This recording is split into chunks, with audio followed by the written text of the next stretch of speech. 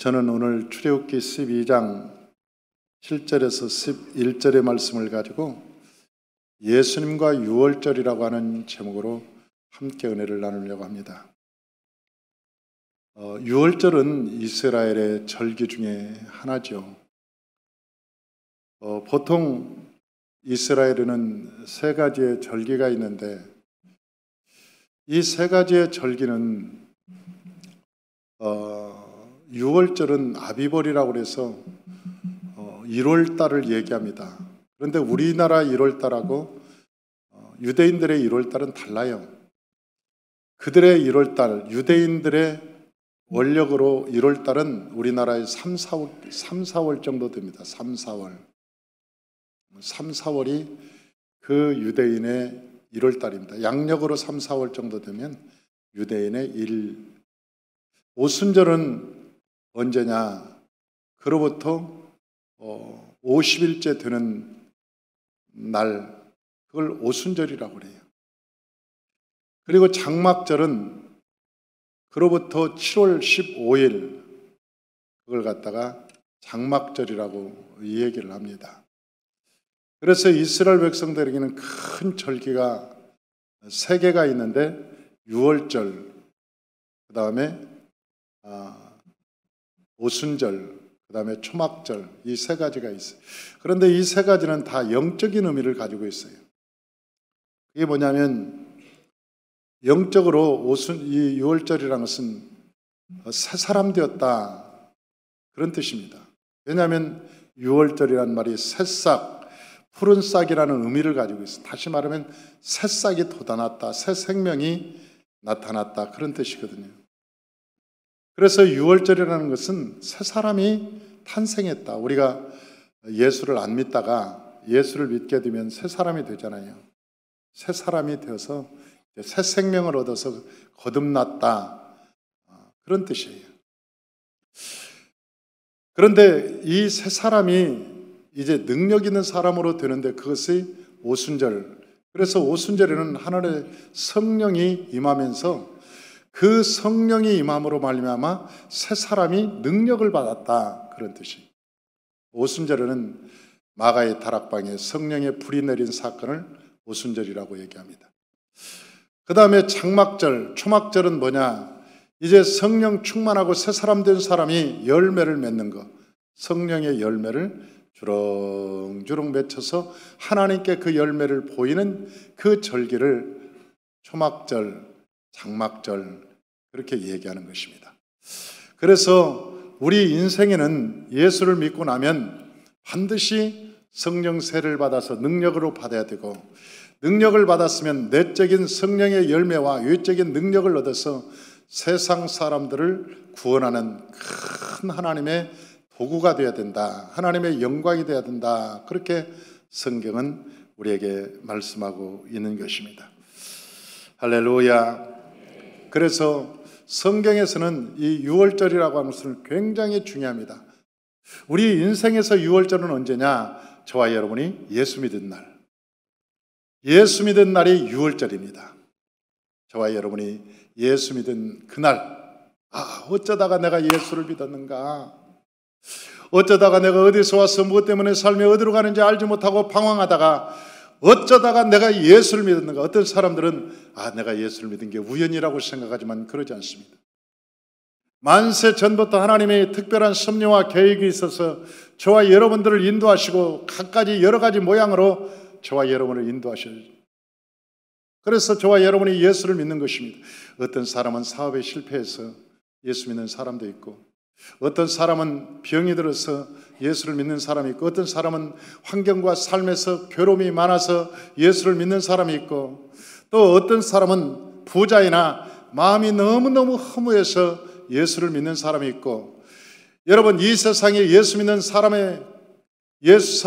사람들의 그 모습을 보면 그 예수 믿는 것도 가지각색이라 굉장히 다양한 모습으로 우리가 예수를 믿지만은, 그러나 여러분 그냥 예수를 믿는 것이 아니라 여러분을 하나님께서 부르기 위해서 때로는 환경을 누르기도 하고 또한 힘들게도 하고 여러분을 하나님께서 부르기 위한 방법이라고 하는 것입니다.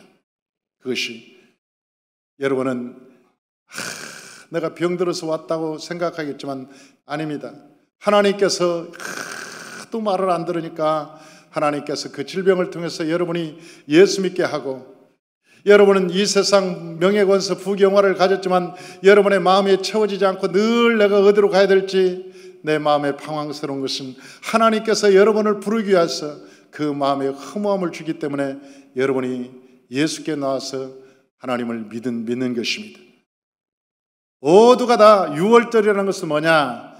그것은 바로 내가 예수 믿는 날, 내가 새 생명을 얻은 날, 푸른 싹이 난 날, 그런 절기를 예수님이 6월절이라 그렇게 성경에는 우리에게 말씀한다는 것입니다. 그러면 이 6월절 행사는 어떤 사람이 6월절 행사를 할 수 있느냐? 6월절에 절기가 있는데 그 절기에 누가 참여할 수 있느냐? 할례 받은 자, 다 같이 할례 받은 자, 할례 받은 자, 할렐루야. 우리 출애굽기 12장 48절 한번 같이 읽어보십시다. 출애굽기 12장 48절 우리 다 같이 한번 읽어봅니다. 너희와 함께 거리하는 타국이니 여호와 유월절을 지키고자 하거든 모든 남자는 할례를 받은 후에야 가까이 하여 지킬지니 곧 그는 본토인과 같이 될 것이나 할례 받지 못한 자는 먹지 못할 것이니라. 아멘. 여러분, 할례를 행한 자만이 우리가 교회에 나올 수 있다. 할례를 행한 자만이 교회 성도가 될 수 있다. 그렇게 얘기합니다. 아, 예수 그리스도와 함께 살아갈 수 있다. 우리가 예수님께서 주신 그 말씀을 우리가 지킬 수 있다. 그런데 그 할례가 뭐냐는 거예요. 이 할례라고 하는 것은 성경에서 육신의 옷을 벗는 것을 영적인 할례라고 얘기합니다. 육신의 옷을 벗는, 다시 말하면 세상적인 옷을 벗어버리는, 세상적인 사고, 세상적인 목표, 세상적인 생각, 이런 모든 것을, 옷을 벗는 것을 우리는 할례라고 얘기하는 것입니다. 골로새서 2장 11절, 골로새서 2장 11절 우리 다 같이 한번 읽어보죠. 또 그 안에서 너희가 손으로 하지 아니한 할례를 받았으니 곧 육의 몸을 벗는 것이요 그리스도의 할례니라. 할렐루야. 육의 몸을 벗는 것이, 육의 몸을 벗는 것. 그러니까 무엇을 먹을까, 무엇을 입을까, 무엇을 마실까, 어떻게 하면 잘 살아볼까, 어떻게 하면 큰 소리치고 폼나게 살아볼까, 이런 모든 생각을 벗어버리는 것이다. 여러분, 우리가 폼나게 살려고 이 세상에 태어난 것이 아닙니다. 우리가 이 세상에 잘 먹고 부귀영화 명예권세를 얻어서 사람들에게 우리의 이름을 알리려고 여러분 이 세상에 태어난 것도 아니요, 우리가 큰 대궐 같은 집을 짓고 폼나게 친구들한테 자랑하며 살려고 우리가 이 세상에 태어난 것이 아니라 우리가 이 세상에 태어난 목적은 하나님을 찬양하게 하려 함이라. 하나님을 찬양하려고 하는 거예요. 우리를 통해서. 옛날에 어떤 사람이 백혈병에 걸려서 이 세상을 떠나는 것을 보았습니다. 그런데 그 백혈병에 걸리면 굉장히 몸이 괴롭습니다. 몸이 아프고 막 통증이 있고 막 괴로워요. 다른 사람 같으면 내가 어쩌다가 내 이 백혈병에 걸려가지고 내 신세가 처량하다, 정말 내가 정말 운이 나쁘다, 어쩌다가 내가 이런 백혈병에 걸렸는가, 나 하나님을 믿는지, 내 이제 하나님 안 믿어. 어떻게 하나님 안 믿는 사람도 저렇게 백혈병을 잘 먹고 잘 사는데 나는 하나님을 믿는데 이런 병에 걸려, 막 그럴 수도 있잖아요. 그런데 그 사람은 백혈병에 걸려서 고통스러운데도 하나님께 찬양하고, 하나님 감사합니다. 내가 이 백혈병에 걸리지 않았으면 내가 회개하지 않았을 것입니다. 내가 천상천하 유아독존처럼 내가 잘난 것처럼 살았을 것입니다. 그런데 이 병을 걸리고는 보니까 내가 알 수 있는 일이 아무것도 없습니다. 하나님 용서하여 주옵소서. 내가 지난 시간 동안 내가 정말 나 잘난 맛으로 살았습니다. 그러나 하나님 용서하여 주옵소서. 회개합니다. 이 병이 나를 사람 만들었습니다. 하나님 감사합니다. 고통 중에 하나님께 감사하고 찬양하는 모습으로, 그 이웃 사람들이 다른 병에 걸려서 같은 병실에 있는 사람들이 다 얘기합니다. 저 사람은 달라. 저 사람은 뭐가 달라. 저 사람은 하나님을 믿어서 그런가 봐. 저 안에는 하나님이 계신가 봐. 우리는 도저히 저렇게 못 살아. 우리는 아프다고 얘기하고 통증이다고 하고 우리는 막 원망하고 불평하고 그래도 짜증이 나는데 저 사람은 뭐가 좋아서 저렇게 고통스러운데도 하나님께 찬양하고 하나님께 영광 돌리고 하나님을 기뻐할까? 야, 저 사람은 우리도 정말로 하나님을 믿어야 하려나 봐. 아니, 그 병실에서 수많은 사람들이 야, 저 사람 보니까 진짜 하나님 살아계신 것 같아. 우리도 하나님을 믿어야 될 것 같아. 사랑하는 성도 여러분, 우리 인생이라고 하는 것은 이렇게 하나님께 어디에 있든 간, 내가 병들었든 내가 가난하게 살든 내가 이름이 없든 나를 통해서 하나님께 영광을 돌리는 거예요. 주변 사람들이 하나님을 믿게 하는 거예요. 그것을 하나님께서 이사야 선지자가 말했습니다. 내가 그를 지은 것은 나를 찬송하게 하려 하며 나의 영광을 위해서 그를 지었나니라. 하나님께서 우리를 지은 목적이 뭐냐? 하나님을 찬송하고 하나님께 영광을 돌리기 위해서 우리를 하나님이 지으셨다는 거예요. 할례라는 것은 무엇이냐? 이제는 세상의 옷을 벗는 거예요. 세상의 옷. 이 세상의 옷. 어떻게 하면 내가 돈 좀 벌어가지고 좋은 집 짓고 좋은 차 타고 다니면서 사람 폼나게 살아볼까? 큰 소리 탕탕 치면서 어떻게 하면 살아볼까? 내가 누군가를 보여주겠어. 내가 누군가를 네가 누구냐? 죄인이지. 네가 누구냐? 죄인이지. 그런데 자기를 보여주겠다는 거야. 자기가 누군가를 보여주겠다. 사랑하는 성도 여러분, 얼마나 우스운 겁니까? 얼마나 이 세상이 우스운 꼴입니까? 그것이 하나님이 볼 때 시편 2편에 그렇게 기록되어 있습니다. 하늘에서 보고 웃으시며, 하늘에서 보고 웃으시며. 제가 63에 그 옥상에 올라가 봤어요. 그 스카이 라운지를 올라가 봤는데 그 스카이 라운지에서 보니까 올림픽대로에서 차가 쫙 막 차가 다니는데 차가 탁 이만 시각이 보여. 63 꼭대기에서 보니까 저 올림픽대로에서 차가 가는데 어떤 사람은 거기에 BMW 타고 갔을 거고 여러분 거기에 벤츠도 타고 갔을 거고 거기에 뭐 그 링컨도 타고 갔을 거고 뭐 아니면 티코도 타고 아니 그런데 티코인지 링컨인지 구별이 안 되더라고. 아니 63에 올라갔는데 63에서만 봤는데도 불구하고 그게 티코인지 벤츠인지도 그게 잘 안 보이고 그게 미인인지 아니면 얼굴이 조금 얼었는지 아니 그것도 잘 안 보여. 분간이 안 되더라고. 밍크를 입었는지 아니면 그냥 허적을 썼는지 그것도 분간이 안 되고 아니 63에서만 봐도 사람이 그것이 분별이 안 되거늘 하늘에서 보고 웃으시며 하늘에서 보고 웃으시며 인간이 하나님께서 그러신다는 거예요. 하나님께서 우리에게 말씀하시길 너희가 새 사람이 되었다. 이제 너희가 새 사람이 되었으므로 이제는 새 생명을 사는데 그 생명을 살기 위해서는 할례를 받아라. 그러니 너희가 생각의 가치관을 바꿔라. 우리가 내 삶은 당장 바꿀 수 없어도 여러분 우리가 바꿀 수 있는 게 있습니다. 그것은 뭐냐? 가치관을 바꿀 수 있어요. 내 삶의 가치관을 오늘도 바꿀 수 있다고요. 오늘도 바꿀 수 있어요. 그래서 할례라고 하는 것은 육신의 옷을 벗는 것이다. 이제는 세상적인 생각, 세상적인 추구하던 것, 세상적인 목표, 세상적인 바라는 것 이런 것보다는 이제 그리스도의 영광을 위해 살도록 하라. 할렐루야. 그래서 하나님께서 우리에게 말씀하셨습니다. 그리고 이제는 세상적인 옷을 벗어버리면 우리는 가난한 자나 높은 자나 부자나 여러분 이 세상에 명예나 권세가 있는 자나 이 세상에 낮은 자나 그 누구도 다 성령 안에서 하나가 되었다. 예수 믿으면 이제 모든 사람이 다 하나가 돼.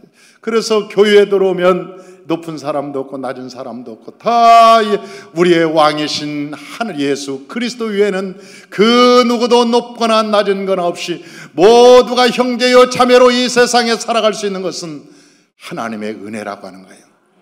유일하게 이 세상에 높고 낮음이 없이 만왕의 왕이요 만주의 주가 되신 그분만을 섬기며 우리가 하나 되어 살 수 있는 비결은 우리가 성령으로 하나 되는 것입니다. 그래서 저 사도 바울은 갈라디아서 3장 28절에 이렇게 얘기하고 있는 거예요. 뭐라고 얘기하느냐? 갈라디아서 3장 28절 우리 다 같이 한번 읽어봐요. 너희는 유대인이나 헬라인이나 종이나 자유인이나 남자나 여자나 다 그리스도 예수 안에서 하나이니라. 할렐루야. 그래서 우리가 교회에 오면 이 세상에 뭐 직분을 가졌고 이 세상에 많이 학벌을 가졌고 이 세상에 많이 가진 사람도 이 교회에 와서 잘난 척하고 그러면 안 돼. 세상에서 내가 높은 사람이니까 나 대접해달라고 하면 안 돼. 이 세상에서 가진 자, 권세를 가진 자, 나 권세를 가졌으니까 나 대접. 그러면 안 돼. 물론 이 세상에서 막 권세를 가졌는데 너 예수 믿었으니까 이제 너는 아무 필요 없어. 다 우리와 똑같아. 그래가지고 막 개무시하고 막 그러면 안 돼. 그것도. 그러잖아요. 아니 한꺼번에 그냥 어느 날 갑자기 교회 왔더니 개무시하고 막 이러고 우리 똑같으니까 와서 쓰레기 주서 막. 그러면 사람이 인격이 있는 거잖아요. 인격이. 그가 깨달을 때까지. 그가 깨달아서 스스로 겸손해질 때까지는 우리가 때로는 존중해주고 이해해주고 그렇다고 우리 마음에서부터 막 그걸 구별해서는 안 되지만 그 새로운 성도가 오면 거기도 어린 양이니까 아직은 모르니까 깨달을 때까지 우리가 잘 애기 챙기듯이 돌봐주고 안아주고 사랑해주고 그래서 나중에 깨달으면 그 스스로 그들이 섬기는 방법을 깨닫게 되냐 알게 되잖아요. 아니 아멘 좀 해봐요. 대답을 안 해요.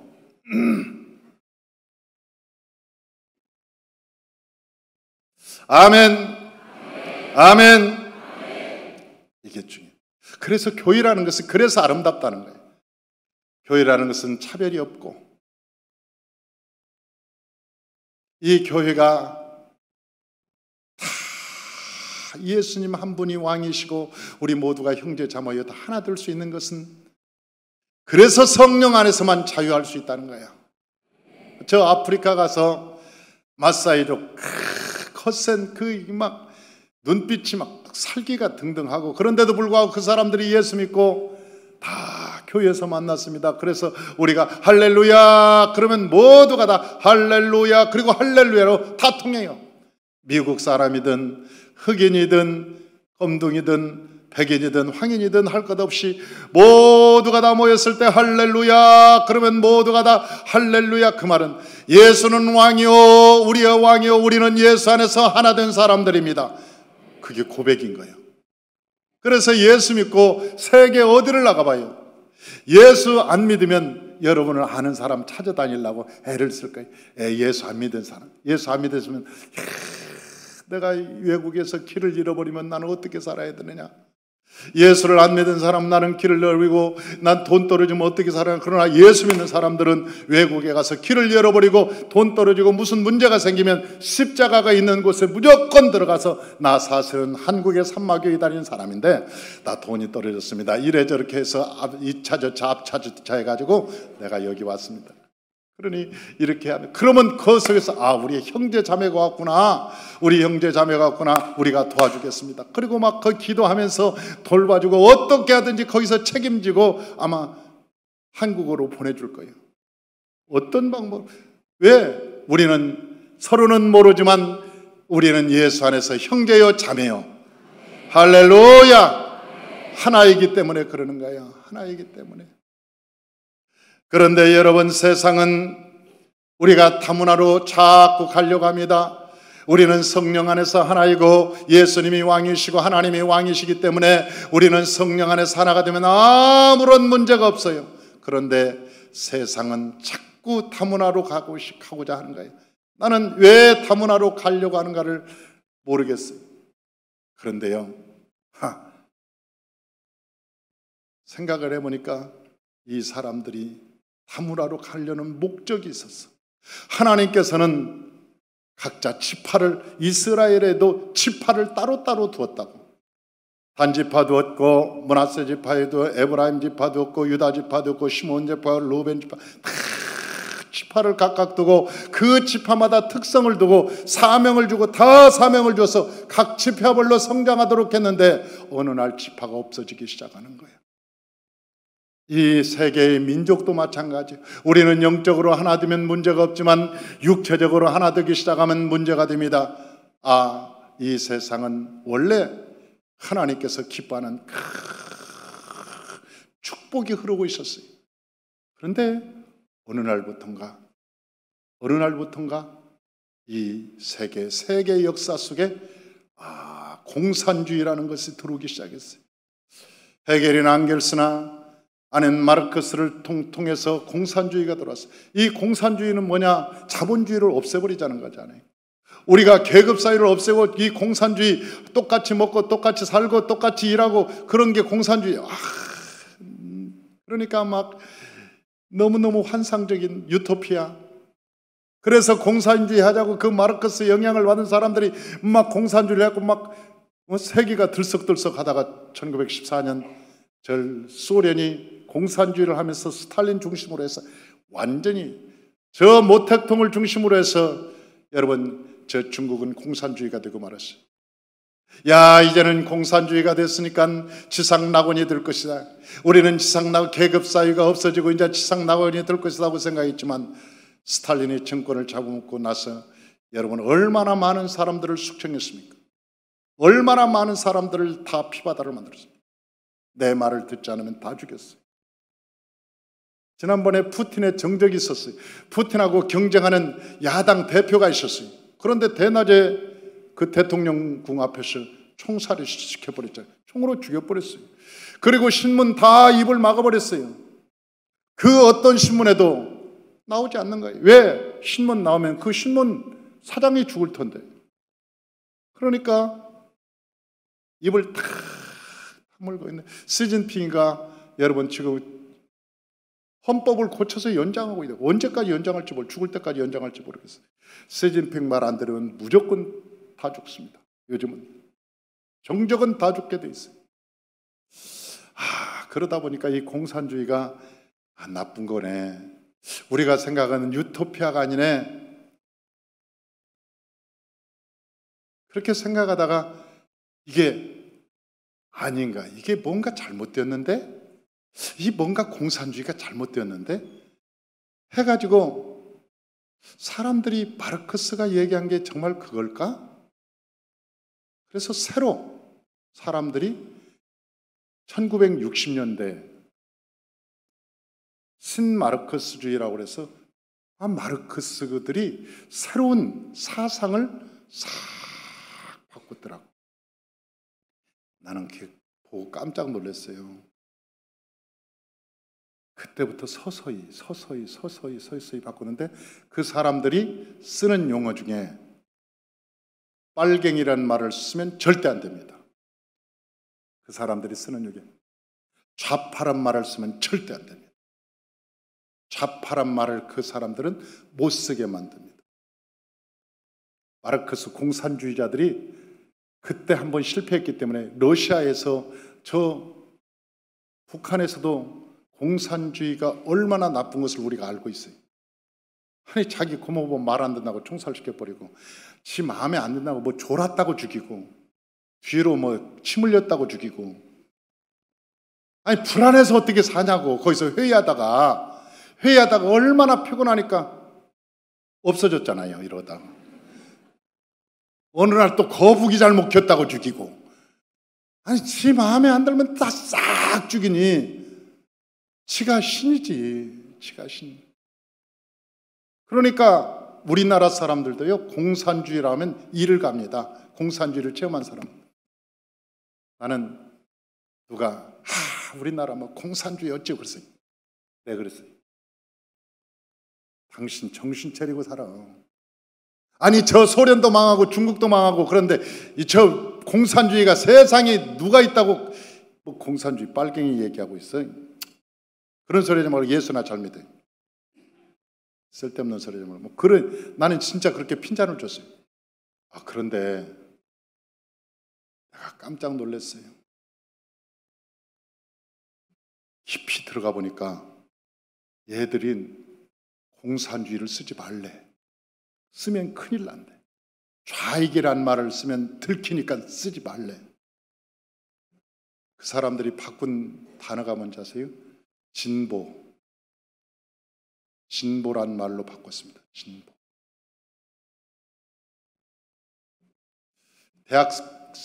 대학교에서 진보를 선택할래, 보수를 선택할래 그랬더니 90%가 진보를 대학생들이 선택했다는 거예요. 왜? 진보가 좋은 거니까. 개혁하고 뭐 발전시켜서 앞으로 개혁해보자고 좋은 쪽으로 가자니까. 보수는 꼴통 같아. 아이 꼰대들 갖고 싫어. 그러니까 대학생의 90%가 다 진보를 선택했다. 그래서 다시 거기다가 썼대. 공산주의를 선택할래? 자유민주주의를 선택할래? 그랬더니 90%가 우리는 공산주의는 싫어요. 민주주의를 선택하랍니다. 우리나라의 대학생들도 자유민주주의를 선택하겠다는 사람이 90%가 넘습니다. 그런데도 언어 하나 잘못하면 90%가 넘어가 버리는 거예요. 왜 그 사람들이 공산주의가 실패했다고 보냐 봤더니 계급사회, 자기들은 노동자 계급이 일어나서 다 전쟁에서 자기 편을 들어서 전쟁할 줄 알았는데 아니 싸움하니까 국가를 위해서 싸우더래. 애국심. 그 애국심으로 자기 나라를 위해서 농민이든 아주 뭐 돈이 없는 사람이 있는 사람이든 자기 국가를 위해서 생명을 걸고 싸우더라는 거예요. 이 국가주의가 있으면 안 되겠구나. 국가를 해체해야 되겠구나. 이 국가를 해체하지 않고는 공산주의가 될 수 없겠구나. 전략적으로 이 사람들이 국가 해체주의를 주장합니다. 이제는 우리는 어디 가나 살면 되지 무슨 꼭 우리나라만 살아야 되냐.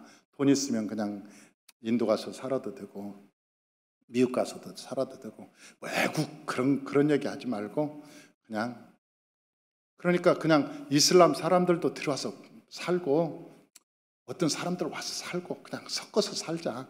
그래서 사람들을 다 섞고 나서 혼합주의를 만들려고 하는 굉장히 무서운 일.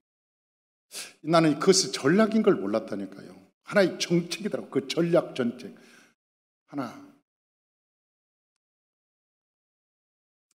사랑하는 성도 여러분, 우리가 하나가 될 수 있는 것은 성령 외에는 없는 거예요. 성령 외에. 그래서 우리가 성령을 그렇게 주장하는 거예요. 우리가 인본적으로 하나가 되면 그것이 뭐가 되느냐. 나중에 성경에 보니까 바벨탑을 쌓더라 그 말이에요. 바벨탑을 쌓더라. 결국은 사람들이 모여서 뭘 하는가 봤더니 그때 당시 함의 후손, 셈의 후손, 야벳의 후손 모두가 모여서 다 무엇을 했는가 하더니 바벨탑을 쌓은 거예요. 그 바벨탑은 뭐냐? 목적이 우리가 하나님을 대적해서 하나님의 자리에 올라가자, 끝까지 올라가자. 그것이 그들의 목적이었지 않아요. 그들의 목적이 있잖아요.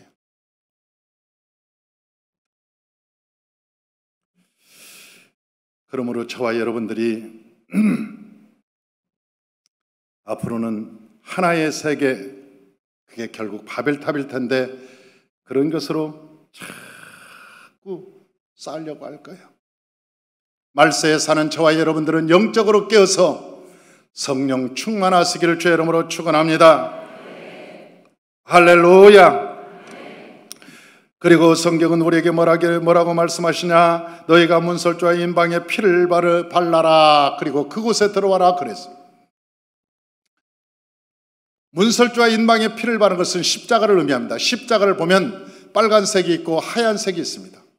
왜 십자가는 모두가 다 빨간색이고 모두가 다 하얀색일까 하는 생각을 해봤을 것입니다. 빨간색은 예수 그리스도의 보혈의 색깔이고 하얀색은 부활의 색깔입니다. 그러니까 저 십자가는 빨간색은 이 예수 그리스도의 피의 색깔이 보혈의 색깔, 그리고 하얀색은 예수님께서 죽음 자 가운데 부활하셨다고는 부활의 색깔입니다. 그래서 십자가를 빨간색이나 하얀색으로 해요. 그런데 어떤 사람들은 어느 곳에 가보니까 그 십자가가 초록색. 나는 왜 초록색인지 모르겠어요. 그 십자가가 뭐 이뻐서 초록색으로 해놨는지는 모르지만 성경적이진 않아요. 그건 그 사람이 성경을 몰라서 그래요. 그러니까 초록색으로 했고 또 분홍색으로 해놓은 데도 있어요. 희한한 사람들이 있네요. 그러나 십자가는 여기서 문설주와 인방에 피를 바르는 것은 예수 그리스도의 십자가 그 보혈을 의미하는데, 저와 여러분은 이미 문설주와 인방에 피가 있는 예수 그리스도의 몸된 교회로 들어온 것입니다. 할렐루야. 그래서 여러분의 1차 구원이 이루어진 거예요. 여러분이 주 예수를 믿으라 그리하면 너와 내 집이 구원을 얻으리라 하나님께서 약속하셨던 것처럼 저와 여러분이 예수를 믿는 그 순간 여러분은 이미 구원의 1단계를 통과한 것입니다. 두 번째로 유월절 어린 양을 먹는 방법에 대해서 하나님께서 말씀해 주셨습니다. 그 유월절을 이제 교회에 들어오면 우리가 어떻게 살아야 되냐, 교회에 들어오면 어떻게 살아야 되냐, 그 얘기에 대해서 자세히 말씀하고 있어요. 유월절에는 두 종류의 고기를 먹을 수 있습니다. 수컷 어린 양과 어린 양 수염소를 먹을 수 있습니다. 출애굽기 12장 7절에서 10절 우리 다 같이 한번 읽어보죠. 그 피를 양을 먹을 집 좌우 문설주에 인방에 바르고 그 밤에 그 고기를 불에 구워서 무경과 쓴 나물과 아울러 먹되 날것으나 물에 삶아서 먹지 말고 머리와 다리와 내장을 다 불에 구워 먹고 아침까지 남겨두지 말고 아침까지 남은 것은 곧 불사르라. 아멘. 할렐루야. 이게 무슨 뜻인가 우리가 성경을 해석해 주지 않으면 여러분 이 성경을 해석 모르잖아요. 옛날에 그 이스라엘 백성들이 수천 년 전에 그렇게 먹었나 보다. 그런데 안 그래요. 어린 양이라고 하는 것은 말씀을 의미하는 것입니다. 우리가 이스라엘 백성들이 저 광야에서 만나를 먹었듯이 우리는 그 예수 그리스도를 믿고 교회에 나왔으면 이제 예수 그리스도의 살과 피를 먹어야 된다고 여러분 요한복음 6장에 기록되어 있잖아요. 그런데 이 어린 양의 살과 피는 뭐냐? 피는 문설주에 발랐으니까 이제 살을 먹어야 하는데 그 살이 뭐냐면 어린 양이라는 거예요. 어린 양. 그런데 이 살은 말씀입니다. 이 말씀을 먹을 때 어떻게 먹어야 되느냐? 불에 구워 먹으라 그랬어요. 불에 구워 먹. 다 같이 불에 구워 먹으라. 불에 구워 먹으라. 할렐루야. 이 불에 구워 먹으라는 것은 여러분 성령을 받고 성경을 보라 그런 뜻입니다. 성령을 받고 성령을 받고 여러분 성경을 보면 성경이 열려요. 저는 굉장히 성경을 연구를 많이 했습니다. 책도 많이 썼습니다, 옛날에. 그래서 내가 이 정도면 가서 내가 개척을 해도 되겠다 싶어서 내가 개척을 했어요. 개척을 해서 교회를 성장하고 성도들 모이고 그랬는데 도대체 성경을 잘 모르겠어요. 내가 가방끈이 짧아서 그런가 보다. 그래서 그때 개척을 해놓고 또 가서 신학을 다시 했습니다. 장로교에서 대학원을 나왔어요. 그래서 그래도 모르겠어요. 이 성경을 모르겠어요. 배워서. 저 복음신학대학원에 가서 다시 MDB 대학원을 다시 다녔습니다. 3년을 다시 다니면서 공부를 해도 도저히 또 성경이 모르겠어요. 감리교에 가서 5년 동안 또 대학원에 가서 박사과정을 또 공부를 했는데 신학만 20년을 했는데도 불구하고 모르겠더라고. 성경이 안 보여. 뭐가 있을 것 같은데. 그래서 제가 날마다 일주일에 한 번씩 생명의 말씀 사가지고 책을 보는 거예요. 어디가 좀 있을까? 진리가 좀 어디 있을까? 어디 좀 해석하는 데가 있을까? 진짜 내가 찾는 게 있을까? 아무리 찾아봐도 없어. 이게 뭐지? 이게 뭐지? 그런데 나중에 성령을 받고 나니까 성경이 열리고 모세오경이 열리더라고. 아, 이렇게 성경이 쉬운데 왜 이렇게 성경이 안 열렸을까? 봤더니 성령의 강력한 성령의 불을 못 받으니까 성경이 그렇게 안 열리더라고. 성경이 안 열려. 여러분, 성경이 안 열렸는데 불구하고 성경을 억지로 해석하지 말라고 그랬어요. 억지로 해석하면 죽어요. 그래서 하나님께서 우리에게 뭐라고 말씀하시냐? 날 것으로 먹자. 이 고기는 날 것으로 먹어서는 안 되고 물에 삶아서 먹어서 안 된다. 그렇게 말씀하셨어요. 날 것으로 먹는다는 것은 성경을 문자적으로 해석한다는 거예요. 율법적으로. 이렇게 해석하면 너 죽어. 그렇게 해석하면 너 죽는 거예요. 날 것으로 먹지 말라. 그리고 두 번째는 물로 삶아서 먹지 마라. 이 세상 것 여러 가지 상식, 철학, 문학, 여러 가지 세상적인 지식으로 그것을 해석해서 너 이거 해석해서 먹었다는 너 죽어. 그렇게 해석하지 마. 아무리 세상적인 지식이 있어도, 아무리 세상적인 학문이 있어도, 이 세상에 뛰어난 지식이 있어도 그걸 가지고 이걸 해석하면 너 죽어. 절대로 그렇게. 그래서 여기서 하나님께서 뭐라고 말씀하세요? 날 것으로 먹지 말고 물에 삶아서 먹지 마. 그것을 유월절 어린 양을 먹을 때 그 맛인 거야. 그 맛인 거야. 오직 불에 구워서 먹는데 뭘 구워서 먹냐? 머리, 몸, 내장까지도. 그러니까 성경의 조그마한 해석도 네 생각을 가지고 해석하지 마라. 아무리 그럴듯하게 해석할 줄 알아도 네가 머리 갖고 해석하지 말라는 거예요. 하나님의 성령을 받아 성경을 해석하라. 할렐루야. 그래서 이 세상은요, 여러분 하버드가 나온 사람이 성경을 보는 것보다 성령 충만한 분이 성경 보는 게 더 정확합니다. 시골에 있는 할머니가 성령이 충만한 분이 성경 읽는 것이 세계 8개의 언어를 하는 하버드 출신보다 훨씬 성경적이고 하나님이 기뻐하는 거예요. 그게 어디 나왔냐? 누가복음 2장 25절에서 27절에 나와 있어요. 누가복음 2장 25절에서 27절 다 같이 한번 읽어봐요. 예루살렘에 시몬이라는 사람이 있으니 이 사람은 의롭고 경건하며 이스라엘의 위로를 기다리는 자라. 성령이 그 위에 계시더라. 그가 주의 그리스도를 보기 전에는 죽지 아니라 하는 성령의 지시를 받았더니 성령의 감동으로 성전에 들어가매 마침 부모가 율법의 관례대로 행하고자 하여 그 아기 예수를 데리고 오는지라. 아멘. 할렐루야. 혀가 요즘 피곤해가지고 혀가 말이 잘 안 나오네.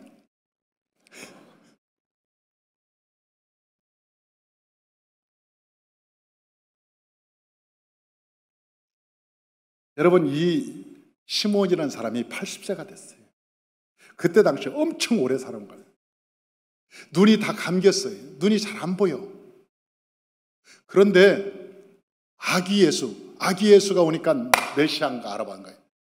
눈이 안 보이는데 아기 예수가 뭐 그 기적을 행한 것도 아니고 능력을 행한 것도 아니고 애기인데도 불구하고 그 애기를 붙들고 막 내가 메시아를 보았습니다. 내가 메시아를 보았습니다. 그리고 막 감동하는 거예요. 왜 그랬을까? 봤더니 오늘 본문에 성령이 3번이나 나와. 성령이 그 위에 계시더라. 성령의 지시를 받았더라. 성령의 감동이 있었더라.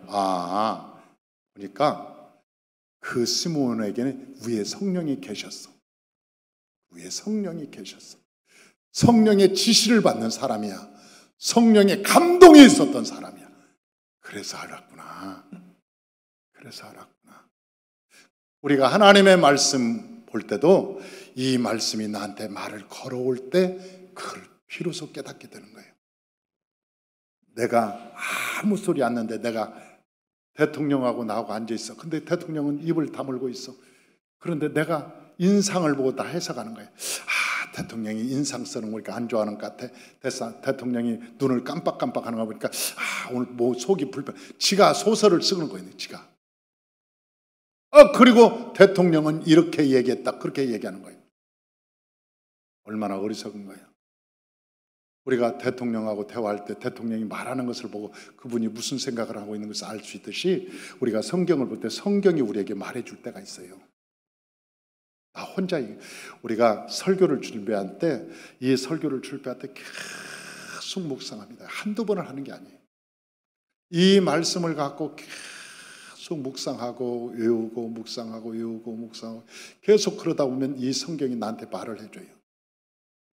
내가 이런 뜻이니라. 그런데 말해주지 않는데 내 마음대로 해석하는 거 너무나 위험한 거죠.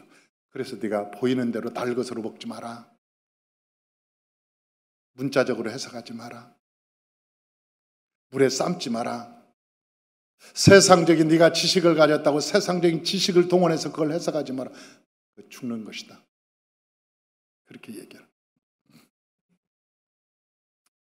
사랑하는 성도 여러분, 저와 여러분들이 하나님의 성령의 감동이 있길 바랍니다. 성령의 은혜가 있길 바랍니다. 할렐루야. 그러면 유월절 어린 양을 먹는 자세를 어떻게 할까? 자세에 대해서, 먹는 방법에 대해서 얘기했지만 여기는 또 자세에 대해서 얘기했어요. 출애굽기 12장 11절 다 같이 한번 읽어봅니다. 너희는 그것을 이렇게 먹을지니 허리에 띠를 띠고 발에 신을 신고 손에 지팡이를 잡고 급히 먹으라. 이것이 여호와의 유월절이니라. 아멘. 허리에 띠를 띠고, 이 허리에 띠를 띠고 말하는 진리의 띠를 말하는 거예요. 왜 허리에 띠를 띠라고 그럴까? 이스라엘 백성들은 길을 걸어갈 때 이 돛보자락을 입고 겉옷을 입고 다녔습니다. 그래서 싸우려고 보면 이 돛보자락이 발에 걸려가지고 넘어지기도 하고 쓰러지기도 하고 막 펄럭거리고, 그래서 무슨 가시덤불에 들어가면 가시 이 옷이 걸려갖고 못 나가요.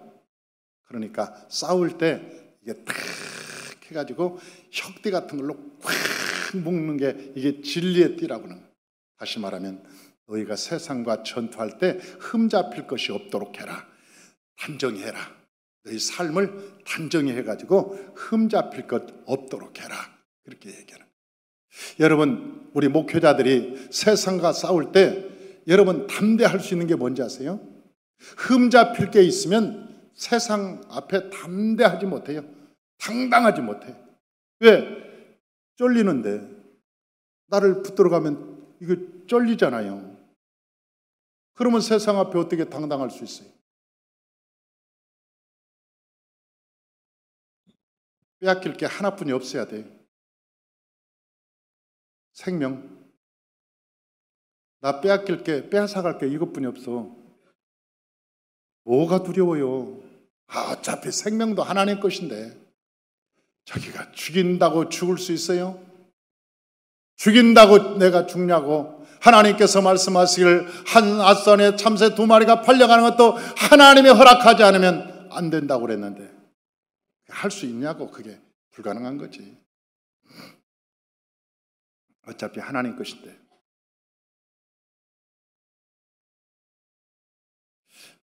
허리에 띠를 띠고, 다시 말하면 너희가 예수 믿을 때 너 때문에 막 달려가는데 이 행실이 그래서 사람들한테 책 잡히고 흠 잡히면 안 되지 않니? 그러므로 진리의 띠를 띠고 너 흠 잡을 수 없도록 사람들이 너 때문에 쟤는 뭐가 그래? 쟤는 산마교회 다녔는데 그러면 그런데 쟤는 그런데 그러면 여러분 때문에 산마교회가 욕먹잖아요. 그리고 또 하나 그분들이 덧붙이는 말이 있어요. 그 목사가 뭘 가르치는지 모르겠어. 그러면 이제 멀리 나까지 이제 나는 보지도 못하고 알지도 못하고 가보식기로 이제 가보식기로 욕먹는 거예요. 아주 죽을. 새끼 잘 키워놓으면 새끼가 아빠의 영광이 되잖아요. 자랑이 되고. 새끼 잘못 키워놓으면요 새끼 때문에 매일 욕먹습니다. 그 애비는 뭐 하간데 저렇게 새끼를 저렇게 키워놓고.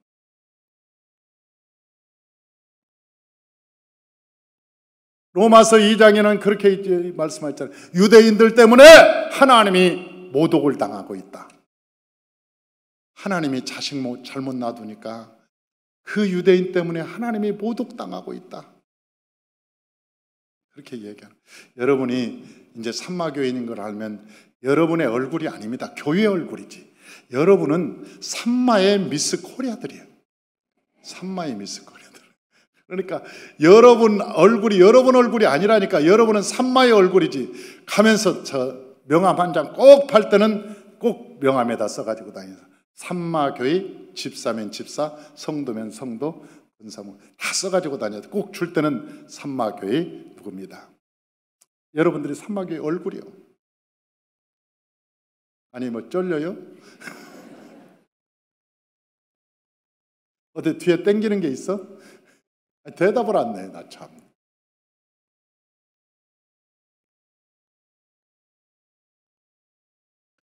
아멘.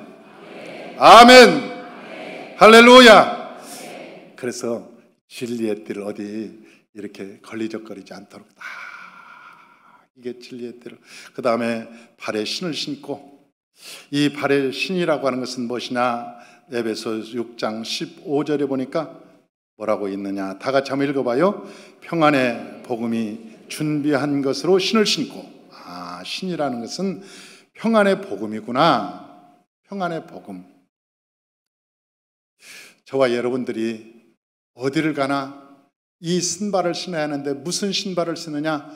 평안의 복음. 우리나라 일제 36년 때 우리 목사님 한 분, 여자 목사님인데 어마어마하게 최씨였는데 고문을 당했어요. 하여튼 그분은 고문을 당하면서도 20일씩 금식을 했어요. 그 일제에 엄청난 나쁜 놈들이 고문을 시작하고 그 여성에게 어마어마한 고문을 당하고 나중에는 매질을 하고 죽을 수고 끝까지 하루에 4번씩 예배를 드린 감옥에서. 그때 온도가 영하 36도였다고 그래요. 그런데 불도 없는 그곳에 이 적삼 하나 있고 영하 36도에 들어가는 그 방에서 매질을 당하고, 그런데도 불구하고 금식하고 예배를 4번을 드렸다고 그러니까. 저 일본 천황에게 절하라. 그러면 너를 풀어주겠다. 신사참배해라. 그렇게 해도 절을 하지 않은 거예요. 근데 어떤 악질 경찰이 왔고 패니까 이 목사님이 눈물로 기도하면서 하나님께 그렇게 기도했다는. 하나님, 나를 때리고 있는 저분이 내가 이 감옥에서 나가면 몸보신을 위해서 삼계탕을 사오게 하여 주옵소서. 그렇게 기도했다는 거예요. 자기를 때리는 그 사람이 나중에는 삼계탕을 사올 줄로 믿습니다. 그리고 나가서 몸 추스리고 있는데 누가 문을 두드리더래요. 봤더니 그 일제 악질 경찰이 삼계탕을 끓여가지고 순사 2명을 데리고 와서 어젯밤에 하나님께서 나한테 야단치면서 네가 의인을 때렸노라. 얼마나인지 나도 탕스님 있는 예수를 믿겠어. 그러면서 그 삼계탕을 끓여왔다는 거 아니에요. 만약 그 맞으면서 내가 누군지 아냐? 네가 때리는 내가 하나님의 자녀니라. 지옥갈 놈아 이놈아. 만약 그랬다면 이런 그러면서 화가 나고 더 때렸을 것 같아. 막 삼계탕이고 뭐고. 그러지 않았겠어요? 화가 나가지고. 그런데 하나님께, 하나님 아버지, 나를 또 저 때리는 사람이 눈이 열어져서 내가 누군지를 알고 하나님이 누군지를 알게 하여 주옵소서. 그걸 깨닫고 삼계탕을 사올 줄로 믿습니다. 그렇게 기도했더니 하나님께서 그 마음의 꿈에 나타나서 변화시켜서 삼계탕을 사왔다는 거예요. 이게 뭐냐? 평안을 위한 신발. 평안의 신발, 복음의 신발이에요. 사랑하는 성도 여러분, 저와 여러분이 이 세상을 살아갈 때 언제나 때를 얻든지 못 얻든지 복음의 신발을 신고 나아가시기를 주의 이름으로 축원합니다.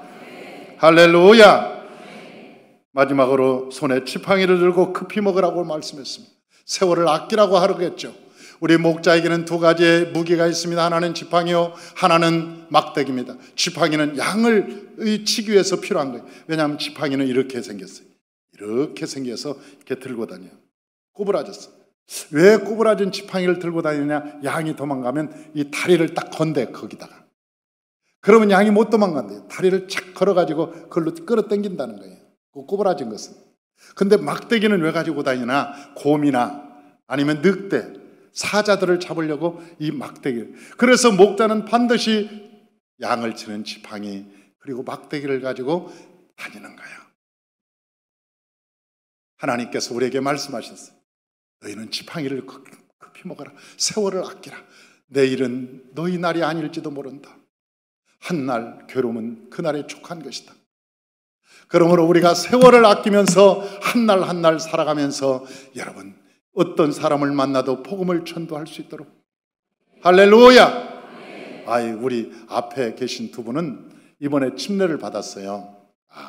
두 부부가 이렇게 오셨는데 한 분이 내가 이 얘기를 들어보니까 아파가지고 병상이 있는데 예수님 만난다고 그랬죠?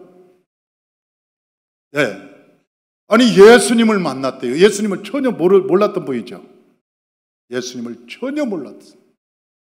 아니 그런데 병상에서 천국 지옥도 경험을 했는지 안 했는지 모르지만 그 예수님을 만나가지고는 깨어나서 이 교회 나가야 되겠구나, 예수 믿어야 되겠구나. 그리고 예수를 믿으려고 하는데 아내가 불자라. 그래가지고 나는 안 가, 당신만 가. 당신만 가고 나는 모르겠어. 그리고 안 와. 그 전날까지도 절에 가서 그냥 나무아비다 물간샘 모세하고 그 전날까지도 그러다가 그냥 우리 교회 끌려와 버렸어요.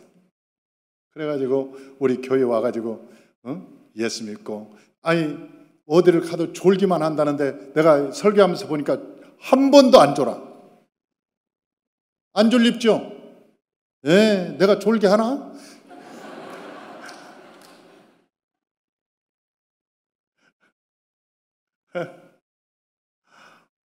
그래가지고 이번에 8월 15일 날 우리 연천 기도원에서 침례를 받았잖아요. 두 분 다. 내가 침례를 받는데 감동이 있더라니까요. 감동이.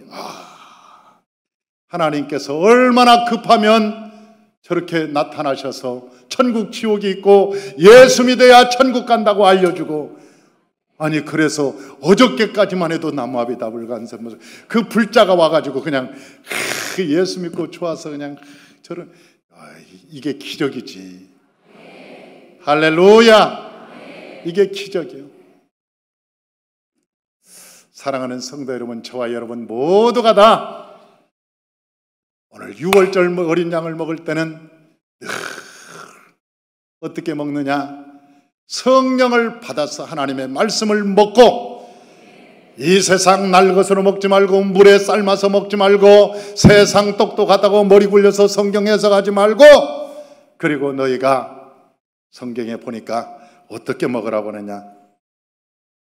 허리를 동이고 너희가 생활할 때는 허리를 동이고 예수 믿는 사람 예수 욕먹이지 말고 삼마교회 목사 욕먹이지 말고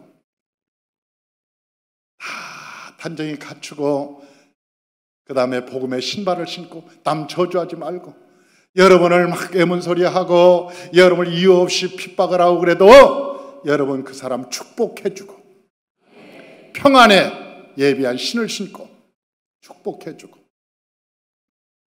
지팡이를 신고 세월을 아끼며 살아라. 그렇게 말씀하셨습니다. 저와 여러분 예수 안에서 멋지고 아름답게 삽시다. 이 나라의 민족을 위해서 하나님께 기도하십시다. 이 나라가 건강한 민족, 축복의 땅이 될 수 있도록 저와 여러분이 함께 기도하는 저와 여러분 되시길 주의 이름으로 축원합니다. 기도하겠습니다.